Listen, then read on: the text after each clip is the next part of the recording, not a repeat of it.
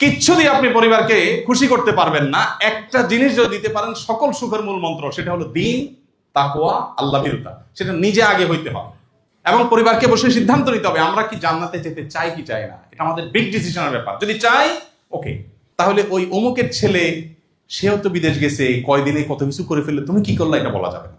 আমি হকালালি চলবো, হকালালি চললে অনেক কিছু হয়তো হবে না। সিদ্ধান্ত নিতে হবে পরিবারকে নিয়ে বসে আলোচনা করে, দিন তাদের মধ্যে দিতে হবে। ইনশাআল্লাহ দেখবেন তারা দিনদার হয়ে উঠবে। নিজেকে এবং পরিবারকে দিনদার হিসেবে গড়ে তোলার উপায় হলো কোরআন হাদিস পড়েন, নিজে আমল করেন, ইসলাম বিষয়ে জানার চেষ্টা করেন, মানার চেষ্টা করেন, আর দিনই সার্কেল মেনটেন করেন। যাদের সাথে উঠা বসা করবেন তারা যেন দিনমুখী হয়। যাদের সাথে যাওয়া আসা করেন, সব টাকা পয়সা, আপনার পোলাপান যে বাসায় যায়, ওর বাপ আজকে মোবাইল নিয়ে আসছে, কালকে জামা দিয়ে আসছে, সারাদিন ভাবসাব দেখায়, তো আপনার বাচ্চা এগুলো শিখবে। আপনি তাকে পরিবেশ দেন, যেখানে গেলে সে দিন শিখবে। যে ফ্যামিলিতে গেলে দেখবে বাচ্চা তাহাজ্জুদের নামাজ পড়ছে, বাচ্চা নফল রোজা রাখছে, বাচ্চা ভালো নেকামল করছে, তখন আপনার বাচ্চা তার মতো হইতে চাইবে। পরিবেশ দ্বারা মানুষ প্রভাবিত হয়।